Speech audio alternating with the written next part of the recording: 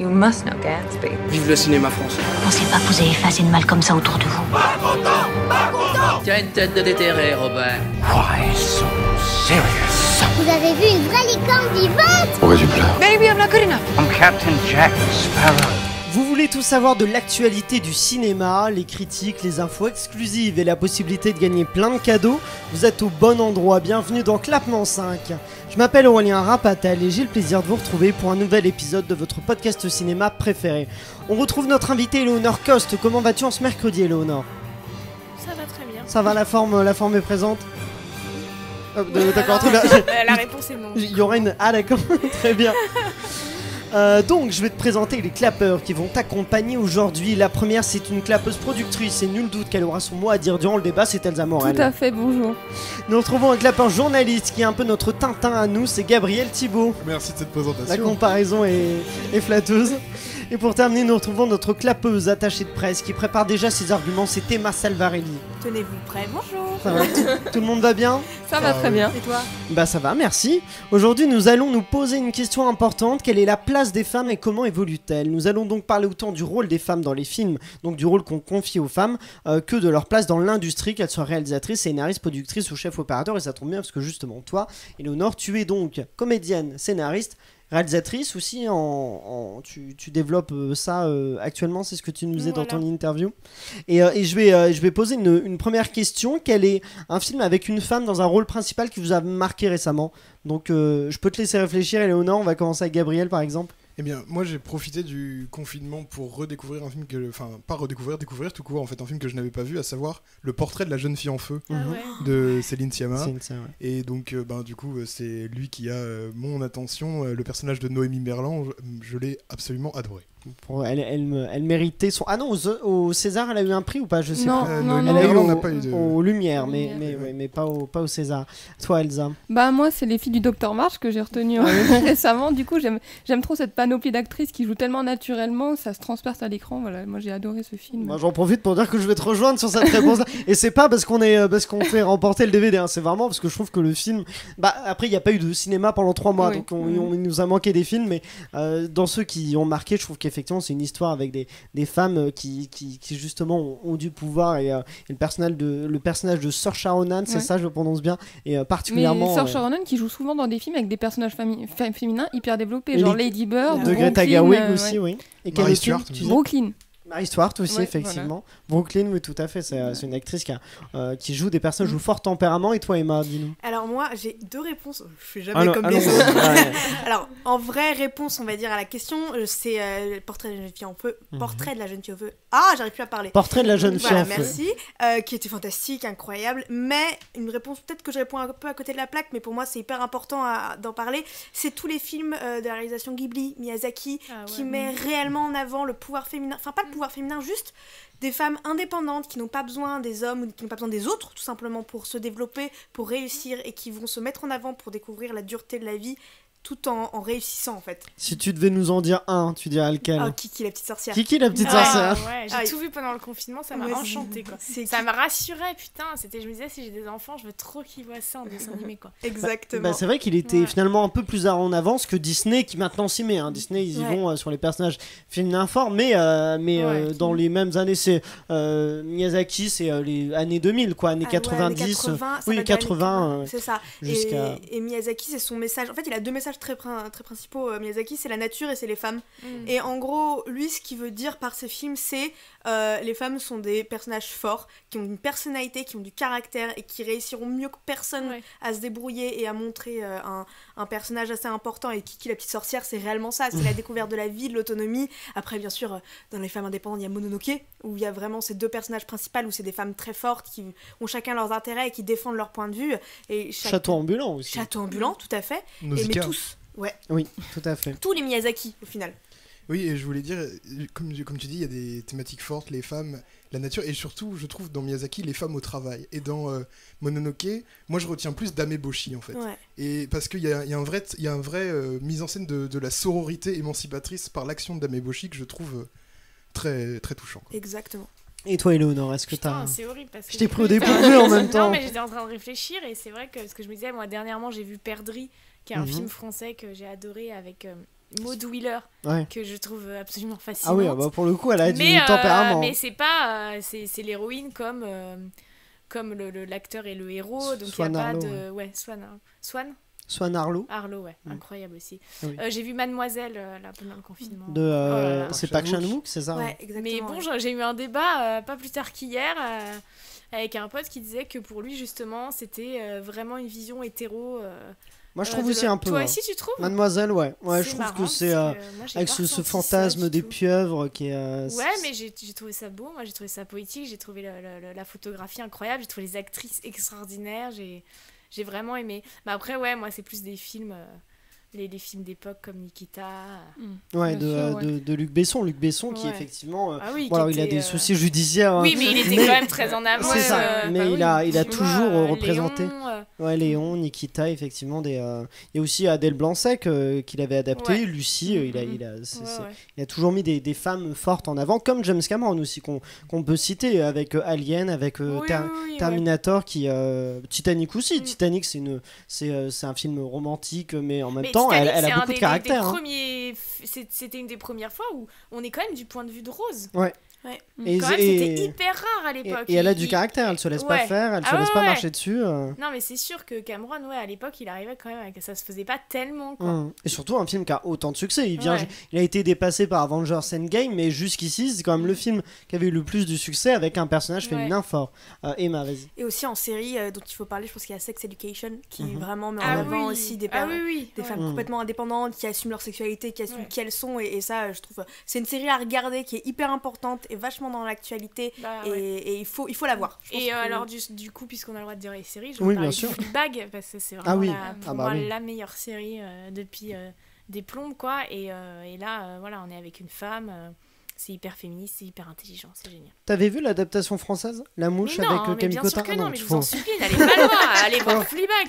La version originale. Mais putain, on est dans un pays où on n'a pas d'argent pour la création originale et tout, parce qu'on va mettre de l'argent dans des adaptations.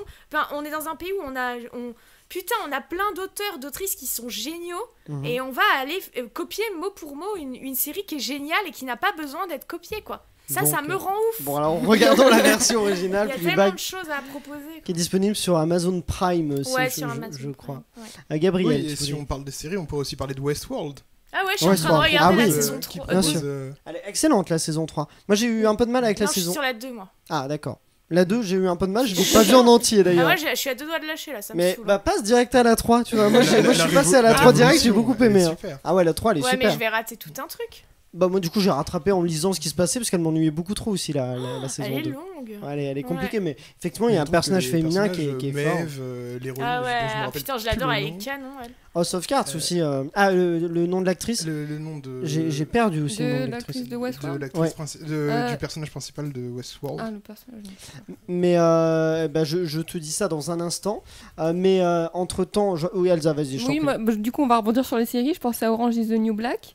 Oui, voilà. Bien sûr. Evan Rachel Wood, c'est le nom de l'actrice qui mène. Et pour revenir au film français, il y en a deux que j'ai vraiment apprécié, c'est Mustang de Denise Gamberguven qui était vraiment très bien, et Persepolis, forcément un classique. Ah bah oui. Elle fait, j'ai Marjane Satrapi. Elle fait des films avec des personnages féminins qui sont forts. Il y a aussi récemment qui est sorti au cinéma donc le film sur Marie Curie qui s'appelle Radioactive. Ça, tu l'as vu? Oui. Il est bien. Je trouve que c'est toujours intéressant d'avoir la biographie d'une personne aussi exceptionnelle que Marie Curie. Enfin, je veux dire, il y a plein de choses à raconter. Après, c'est les défauts du biopic un peu. Elle présente Marie Curie comme justement comme un défini un peu par son couple. C'est-à-dire qu'il y a toute une relation dont justement le personnage essaie de s'émanciper et reprocher par exemple le fait que son mari soit parti seul en Norvège pour parler en Suède. Seul pour parler de ses travaux devant la commission Nobel, alors qu'elle estime, et tout à fait raison, qu'elle y aurait eu sa place aussi. Mais il y a vraiment une volonté de mettre en avant presque le couple Curie au-dessus de Marie Curie, et je trouve que c'est parfois ça déborde parfois un peu. Mais Rosamund Pike, justement, c'est une actrice qui incarne des rôles très forts. On pense à Gone Girl, je sais pas si tu l'as vu, Eleanor de David Fincher. J'ai préféré le livre. Ah oui, d'accord. J'ai l'impression que tu préfères souvent t'aimes pas trop les adaptations en film. Non, moi je déteste. Le soir ensemble, on avait parlé de La Promesse de l'Aube. Je crois que Bah attends, Romain Gary c'est mon auteur préféré. Ouais, c'est pour ça que sacrilège d'avoir mis Gainsbourg qui est une de mes actrices préférées, mais elle est super. Mais rien à voir. La mère de Gary était polonaise, c'était une grosse femme avec un accent hyper fort qui était rien à voir. Et puis Pierre Ninet dans le rôle de Gary, mais n'importe quoi. Mais moi qui suis pas très Charlotte Gainsbourg, j'ai un peu de mal. Mais alors dans La Promesse de l'Aube justement, je l'ai redécouverte en femme forte avec du caractère, ça m'a beaucoup plu. Mais jamais je le verrai ce film. Ah d'accord. Emma, oui. Et en parlant de Charlotte Gainsbourg, Mélancolia. Regardez ce film. Moi ça c'est mon film préféré, mais en revanche c'est le film badant qui soit. Ah oui, mais c'est pareil, c'est des personnages féminins. Tu vois, on parlait de réalisme.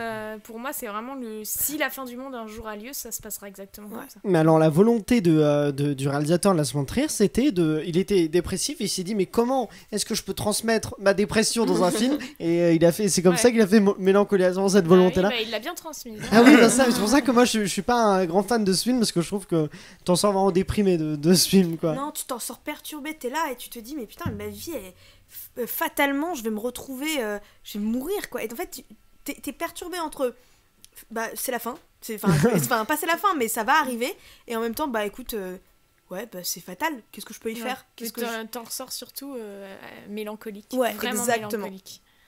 C'est la volonté du réalisateur. Mais du coup, effectivement, tu le dis, il y a on dit Kirsten Dunst, c'est ça, c'est pas évident à dire, qui joue un personnage qu'on voit pas forcément, qu'on voit pas beaucoup au cinéma, qui est un peu comme celui de Fleabag finalement, avec ses névroses, mais dans Fleabag elle est drôle. Oui, là c'est sûr qu'il y a pas beaucoup d'humour. Qui sauve de la dépression. Là dans la Mélancolia, c'est la dépression pure.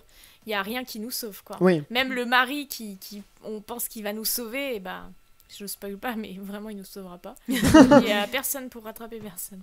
Mais est-ce que vous trouvez justement que récemment les rôles pour les femmes s'améliorent, peut-être du coup plus dans les séries que dans les films, parce qu'on a évoqué beaucoup de séries. Est-ce que finalement les séries ont un peu d'avance sur les films là-dessus, Emma? Moi je dirais que du coup je réponds à ta question dans le sens où plus dans les films, le meilleur exemple pour moi c'est Disney. Disney c'est celui qui suit le plus, et encore il y a toujours mieux à faire, mais on est vraiment sur un progrès tout le temps. On est passé de la princesse qui a besoin de son prince charmant pour se réveiller ou voilà pour survivre, pour revivre, à ces femmes qui sont beaucoup plus indépendantes, avec Mulan qui sera le premier exemple d'indépendance, puis on a Rebelle, puis on a Réponse, puis on a qu'est-ce qu'on a eu, il y a Zootopie aussi, c'est une lapine. Exactement.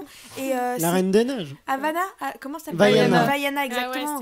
Qui est vraiment une jeune fille indépendante et qui veut se rebelle. Ouais, c'est ce que j'ai. Ouais, exactement. Et je trouve que c'est le meilleur exemple qui puisse avoir de l'évolution des femmes dans le cinéma, même si c'est cinéma d'animation, mais au final c'est très représentatif des habitudes et de la société. C'est très important le cinéma d'animation pour représenter les femmes, parce que justement j'ai vu le documentaire dont j'en avais parlé dans le débat sur la représentation de l'homosexualité, le documentaire qui s'appelle Et si les femmes changeaient Hollywood. J'ai perdu un peu le nom du documentaire qui était sorti au cinéma avant le confinement, et qui parlait justement de l'importance de la représentation des femmes dans les dessins animés, parce que avant, elles étaient représentées justement comme des femmes au foyer qui ont des préoccupations qui sont plutôt sentimentales, tout ça, et du coup les enfants ça les ancre dans cette idée-là que les enfants sont faits que les petites filles sont plutôt faits pour les relations amoureuses, tout ça, et les petits garçons pour les aventures. Alors qu'en fait, si justement on permet que les femmes aient des rôles dans les dessins animés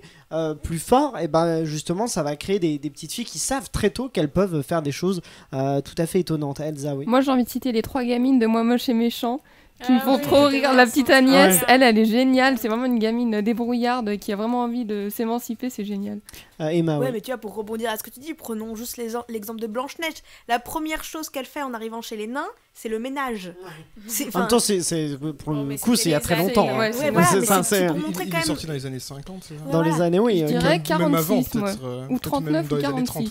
Alors, est-ce qu'on ferait pas un pari? Je vais confirmer l'information. Je pense que t'as tout à fait raison. Non, 1937. Voilà, dans les années 30. Pour le coup. Exactement, c'est ce que tu disais, c'est trop important à cet âge, au jeune âge, d'inculquer des valeurs et des messages comme ça, que chaque personne est égaux, et que c'est parce qu'on est une femme qu'on doit faire le ménage ou qu'on est inférieur. Le documentaire, du coup, c'est Tout peut changer et si les femmes comptaient à Hollywood. Okay. Et c'est vraiment un excellent documentaire que je vous conseille, qui était sorti au mois de février, qui est réalisé par Tom Dunoahu. J'arrive à pas à le dire. Vas-y, Gabriel. Oui, moi, il y a 3 films que je voudrais citer justement pour cette image de la femme au cinéma. C'est Alita, Ghost in the Shell et Hunger Games. Parce que Alita, c'était nul quand même. Oui, alors moi j'avais trouvé ça pas mal, mais le personnage féminin est fort. Oui, mais bon, c'est l'enfer. Ce que je voulais dire, c'est que je trouve qu'on a trouvé, j'ai l'impression que on a trouvé des inspirations dans la pop culture pour inclure les femmes dans le cinéma populaire à grand budget. En fait, comme si les gens étaient allés chercher les adaptations plutôt que de créer de nouveaux personnages, parce que quelque part ça permet de se rattacher à un corpus déjà de personnages importants qui existaient déjà. Et justement, quand on voit comment est-ce que les gens réagissent quand on fait des trucs comme Ghostbusters avec un casting féminin, etc., on sent que ça pourrait être une solution pour éviter que... Parce qu'il n'a pas marché, le parce qu'il n'a pas marché, oui, c'est ça. Mais... Parce que c'est juste c'est pas... En fait, il faut créer des films avec des rôles féminins. Il ne faut pas juste faire... tiens, il y avait 3 hommes, on va faire 3 femmes. Non, ce que je veux dire, c'est que je pense que ça permet d'éviter de se prendre ce genre de critique quand on crée un grand film... populaire, blockbuster, etc., de se dire qu'on va chercher des figures féminines qui existent déjà dans la pop culture. Oui, bien sûr. Moi, c'est ce que je vois dans Alita et dans... Alita, produit par James Cameron, d'ailleurs, dont on parlait finalement, dont on revient... Et dans Ghost in the Shell, même si je reconnais tout à fait que le manga Gun est bien meilleur que le film Alita. Oui, le film Ghost in the Shell n'est pas très bon non plus. Hein. Elsa, je t'en prie. Oui, mais là où il faut que ça évolue aussi, c'est dans les seconds rôles féminins. Parce que tu vois, on parle d'Alita Hunger Games, mais alors Alita, j'ai pas vu Hunger Games, les filles, elles sont entourées que de mecs, au final. Il n'y a pas vraiment plus de second rôle féminin. Ouais. Et là, il faut que ça évolue aussi, parce que même si on parle de films comme Gravity, ou Premier Contact, ou Sicario, où il y a des femmes fortes vraiment mises en avant, tous les seconds rôles, c'est que des mecs. Donc il faut que ça évolue de ce point de vue-là aussi. Avoir des seconds rôles plus forts. Emma, oui. C'est ce que j'avais vu une interview de Reese Witherspoon. Oui. Ouais, exactement. Elle expliquait que donc maintenant, elle a été actrice très longtemps et maintenant elle veut se lancer dans la réalisation et l'écriture. Et elle disait que son importance vraiment c'était de mettre en avant ces femmes dans une réalité concrète. Par exemple, elle dit tous les films dans lesquels j'ai joué, à un moment donné, je me tournais forcément vers le personnage masculin, je disais mais qu'est-ce qu'on va faire maintenant? Et elle disait à quel moment une femme ne sait jamais quelle est la solution, n'a même pas la moindre idée de quoi faire. Et c'est ça, je pense, le message assez important aussi, c'est de mettre une réalité. C'est que c'est enlever cette image de faire valoir un peu et de sois belle et tais-toi des femmes dans le cinéma. Il y a dans les exemples récents qui montrent qu'il faut quand même faire attention parce que ça va pas forcément mieux. Je pense que j'en avais parlé dans la critique le cas Richard Jewell, je sais pas si tu l'as vu, Éléonore. C'est le dernier film de Clint Eastwood qui est sorti. Non, et alors on a un très gros souci, hein. J'en parle rapidement, j'en ai déjà parlé pendant la critique, c'était mon coup de gueule, mais alors ça m'a quand même particulièrement agacé. C'est donc inspiré de l'histoire vraie de Richard Jewell qui avait été accusé d'avoir fait un attentat. Et il y a une journaliste qui a vraiment existé et qui est décrite comme tout simplement une salope, comme tu disais, mais vraiment le film la présente comme elle couche pour avoir des infos, elle est vénale, elle est insupportable, elle est toujours clope à la... Justement, en fait, il a tenté de faire une sorte de femme de caractère, mais en même temps qui est vraiment qui est tout ce qu'il faut pas, ce qui rend vraiment le personnage. C'est une vraie histoire. Et en fait, une meuf comme ça, eh ben non, justement, en fait, je me suis renseigné, la vraie n'était pas comme ça. Et le journal, du coup, pour qui elle travaille, à la sortie du film, elle a tout de suite défendu en disant mais non, pas du tout, elle était pas. Et en fait, Clint Eastwood s'est permis très gentiment de dire bon, alors en fait, elle va coucher avec le mec du FBI pour avoir les infos. Et j'ai trouvé ça mais vraiment navrant. Et le personnage, on peut pas le voir, il est juste insupportable. Elle est terrible. Et Gabriel, oui. Oui, et puis surtout, la personne en question est morte, elle peut pas se défendre, elle c'est peut ça. pas apporter sa propre... Oui, j'ai oublié de préciser ça. Elle est morte. Conception des faits, donc non, mais c'est cracher sur un cadavre et danser sur la tombe, quoi. Ah ouais, c'est navrant. Emma, oui. En cinéma actuel, où je trouve vraiment on a une bonne place pour les femmes, il y a aussi Kill Bill, Boulevard de la Mort, et même les derniers Star Wars.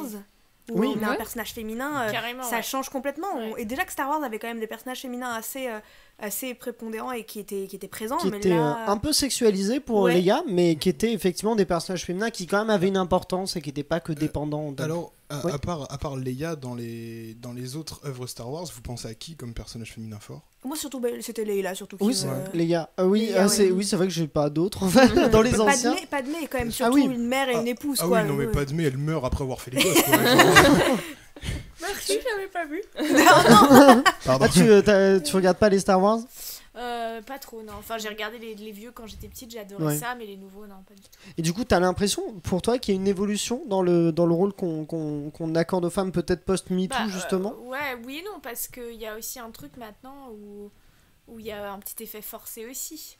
Et il y a un côté un peu moins naturel. Il y avait quand même... je te dis, je reviens sur Nikita, ou sur toutes ces femmes... toutes ces héroïnes quand même que j'ai connues dans mon enfance, maintenant c'est clair qu'on se pose beaucoup plus la question qu'avant. Enfin moi ça m'a toujours très énervé les films machos et tout, et surtout en tant qu'autrice de participer à des réunions où ça commence toujours par alors c'est l'histoire d'un mec, tu dis et pourquoi pas une meuf, ça marcherait pas, et en fait pour eux c'est un casse-tête de mettre une héroïne à la place du héros, alors que vraiment en fait ça change rien. Rien à l'histoire, rien. Tout est pareil, quoi. Donc là, ça commence maintenant. On commence vraiment, c'est agréable. En réunion, on voit que maintenant, on commence à s'interroger et tout, mais t'en as encore qui ont du mal à accepter ça, Mais ce que tu disais, effectivement, tu disais que c'était parfois un peu gratuit, c'est ça, de mettre des femmes juste pour mettre des femmes. Non, mais parfois, c'est pas réfléchi. C'est ça. Il y a ça moi, je pense à Avengers Endgame, le dernier, qui a une séquence qui réunit toutes les héroïnes. Mais alors, on sent que c'est vraiment... que c'est pas volontaire, on sent que c'est pas une envie on sent que c'est juste une envie pour répondre à mais faites gratuit, plutôt une héroïne intéressante plutôt que de faire débarquer 6 héroïnes bof intéressantes. C'est ça, là, vraiment le rassemblement est assez terrible, alors qu'il y a plein d'autres films où justement il y a des héroïnes qui sont ensemble, mais c'est beaucoup plus intéressant. Mais là on sent que Avengers c'est... Harley Quinn, c'était pas mal ça. Oui, pour le coup là, moi j'ai pas trop aimé le film, mais je trouve qu'effectivement sur le personnage était... Et encore, la réalisatrice elle voulait aller un peu plus loin en parlant plus de la sexualité du personnage d'Harley Quinn, mais elle s'est fait qualifier de censurée par Warner Bros et DC Comics, mais ça aurait pu être encore un peu plus fou. Emma, oui. Et d'ailleurs, Avengers, je sais pas si vous voyez le personnage de Black Widow, quand même, il y a une partie des films où ça ne tourne que sur le fait qu'elle ne pourra pas être mère. Ça s'arrête à ça, et le personnage, en fait, après ce moment-là, meurt. Non mais c'est vrai. Elle aura son film solo qui va sortir. Mais dans les Avengers, donc on apprend qu'elle a plus d'enfants, qu'elle peut pas avoir d'enfants, et là, la suite après elle meurt, quoi, concrètement. Donc c'est un peu pas limité. Mais pour rebondir à ce que tu disais sur la scène dans le dernier Avengers, à côté de ça, je pense que c'est quand même des scènes qui sont nécessaires, un peu comme Disney. C'est des scènes qui sont nécessaires dans les grands films comme ça. Parce que ça va être grand public, tout le monde va le regarder, et inconsciemment ça envoie quand même, alors certes c'est très gros, ça se sent que c'est monté, etc. Mais au final, ça se remarque. Ça ajoute un petit... c'est ça. Mais après c'est vrai que ça envoie le message de horde de femmes menaçantes, le poing levé et tout, enfin c'est dommage de pas avoir un truc juste plus... À chaque fois qu'on fait intervenir une femme, souvent c'est le point levé. Je suis pas contente de ma condition. Juste, peut-on avoir une histoire de femme qui lève pas le poing et qui évolue normalement et qui soit intéressante, et qui soit intéressante en dehors de son statut de mère. et justement, parlons un peu dans le métier des femmes réalisatrices, productrices, scénaristes. Toi, tu le sens un peu? Est-ce que tu le sens à ton échelle que parfois tu as pu être lésée à cause de... de ouf. Déjà, pas plus tard que vraiment il y a quelques mois, j'ai bossé pour une marque. J'apprends qu'un pote auteur bosse pour la même. J'ai été payée un tiers moins que lui. Ah oui, d'accord. Donc vraiment, c'est... évidemment, c'est... Voilà, alors on te dira, mais il a plus de background que toi, machin. Non, vraiment, ça fait depuis le même temps qu'on travaille ensemble, il n'y a pas de... voilà, alors après, c'est peut-être moi qui me démerde moins bien dans les négos, j'en sais rien. Et puis, c'était quoi la question ? La question, c'est est-ce que tu l'as remarqué que tu avais pu être lésée par... Et oui, je pense et je maintiens qu'il faut se battre beaucoup plus. pour que ça change, ouais. Pour prendre la parole, c'est beaucoup plus éprouvant. Puis il y a toujours la question du sexe derrière, la question de la sexualité, est-ce qu'il veut me rencontrer pour mon travail ou pour me baiser. Un mec ne se posera. Donc nous, on a une charge mentale de base. Oui, mais ça sûr, peut être prétentieux de dire ça. Parce que tu vois, mon père me disait, tu crois quoi, que tout le monde a envie de te baiser? Non. Mais il y a quand même cette question qui plane quand même, toujours quand tu vas à un rendez-vous avec un mec et que tu n'as pas avec une femme. Oui, bien sûr. Gabriel, Oui, je voulais juste dire que c'est des inégalités qui sont en plus chiffrées et très documentées. Par exemple, pour le CNC, l'année dernière, ils ont publié un rapport sur les inégalités. Alors, on voyait bien que seuls 27%, c'est que le cinéma français, mais seuls 27% des films étaient réalisés par des femmes, et que les écarts de salaire de réalisateurs, ils étaient d'environ 30%. Ouais. Donc, on est assez loin. Emma, oui. À la prise de son, moi, j'ai que 10% des femmes, et pourtant, c'est pas comme s'il y avait un manque de... À la quoi? À la prise... En ingé son, c'est ça? Ouais, exactement. Il y a seulement 10% des femmes, et pourtant, il y a 51% des étudiantes en cinéma. Ah oui. Oui, bah ça... C'est pas un manque en fait d'effectifs, c'est un manque d'opportunités au final. Elsa, oui. Mais si vous voulez plus de chiffres, il y a aussi le collectif 50-50 qui a un site internet qui dit... Enfin, c'est un collectif qui lutte pour plus de parité et de diversité au cinéma. Et du coup, il recense vraiment plein d'études, notamment sur les inégalités salariales. C'est vraiment hyper intéressant, je vous conseille d'aller sur le site. Pour avoir plus d'informations. Voilà. Mais c'est sûr qu'on voit les femmes réalisatrices. Je pense qu'il y en a un peu plus qu'en France que dans le cinéma hollywoodien. Alors oui. Mais on est encore très loin d'une parité. En termes de partition, donc c'est toujours les chiffres de 2017, mais si on a 20% de réalisatrices, à Hollywood c'est 7%. Bah oui. À Hollywood, on a du mal à en citer. Parce que Jane Campion, elle est australienne, mais même on peut dire qu'elle c'est un peu le cinéma international, mais il y a Jenkins. Oui, voilà. Hollywood, j'ai Catherine Bigelow, Jodie Foster, tout à fait. Ouais. Angelina Jolie, ouais, c'est ça, mais on arrive à les citer comme ça, quasiment sur le...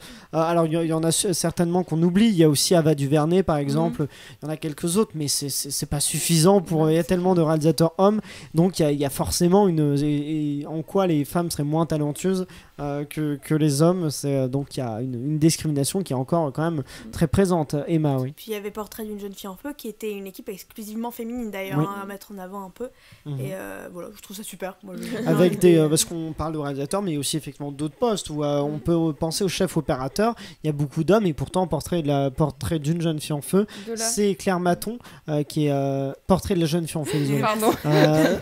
Claire Maton qui est chef opérateur et qui a fait un travail qui a été récompensé au César, et on voit que le travail est exceptionnel, quoi.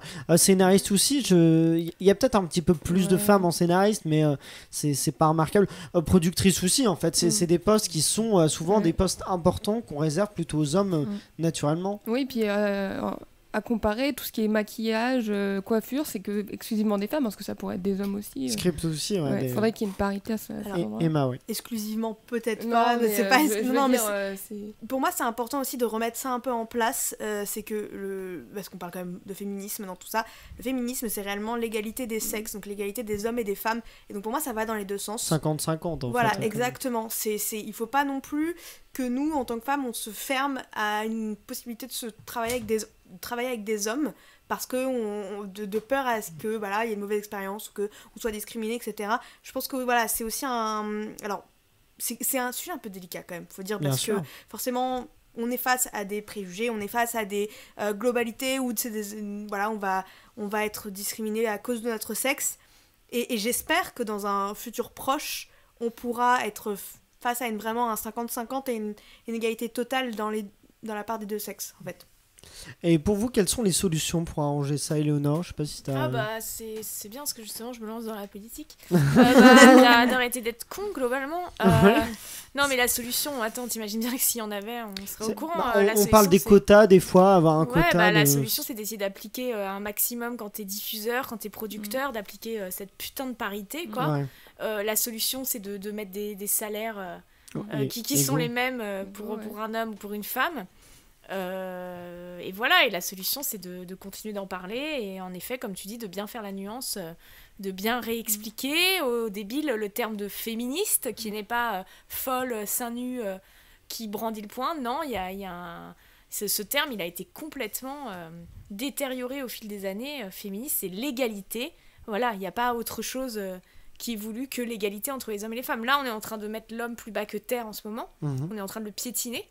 Parce qu'en fait, dans le monde, depuis tout temps, pour arriver sur un juste milieu, on doit d'abord aller dans les extrêmes. Donc là, on est en train d'aller dans les extrêmes. Mais comme d'un point de vue écologique, etc., il y a un moment, tout ça va se péter la gueule. Et on est obligé de faire ça pour espérer avoir quelque chose d'à peu près logique. J'allais dire normal, mais qu'est-ce qui est normal? Mais donc voilà, donc il y a les solutions. Après, c'est...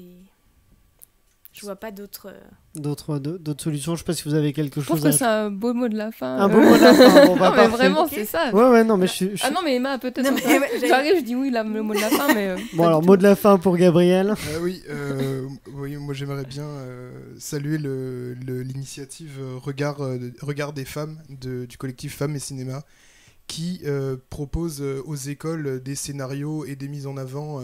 Et c'est des scénarios qui en général travaillent justement l'image de la femme, et justement comme vous le souleviez, c'est des modèles de femmes qui sont pas point levé, revendicatives, etc., mais des femmes du quotidien. Notamment l'année dernière, le sujet c'était travail de femmes, et l'objectif c'était de créer des scénarios et des courts-métrages qui mettaient en avant la vraie femme au travail, mais sans mystification, sans arnaque, etc. Donc moi je pense que ce genre d'initiative, ça mérite d'être entendu, donc... Franchement, je veux passer le bonjour à ce collectif. Eh ben, on les félicite, on leur passe le bonjour. Et c'est un très bon mot de la fin. Vous, n'hésitez pas à nous dire sur Facebook, Instagram ou Twitter avec le @clap5 votre avis sur la question. C'est la fin de cet épisode. Merci à vous tous de l'avoir suivi. Merci à toi, Éléonore, d'avoir été avec nous. Merci à tous nos clappeurs pour leurs avis. Ça a été un très grand plaisir. N'oubliez pas de liker le podcast et de le partager au maximum. Vous pouvez dès maintenant vous abonner à la chaîne YouTube Clapement 5 Podcast et activer la cloche afin de découvrir tous ces nouveaux épisodes. On se retrouve dès vendredi avec l'épisode que vous attendez tous, le Fight Club spécial Xavier Dolan, qui verra s'affronter deux films du réalisateur québécois, Mommy et Juste la fin du monde. Nul doute que ça va chauffer. Rendez-vous vendredi sur Clapement 5 pour savoir lequel de ces deux films remportera le Fight Club. Et d'ici là, allez au cinéma.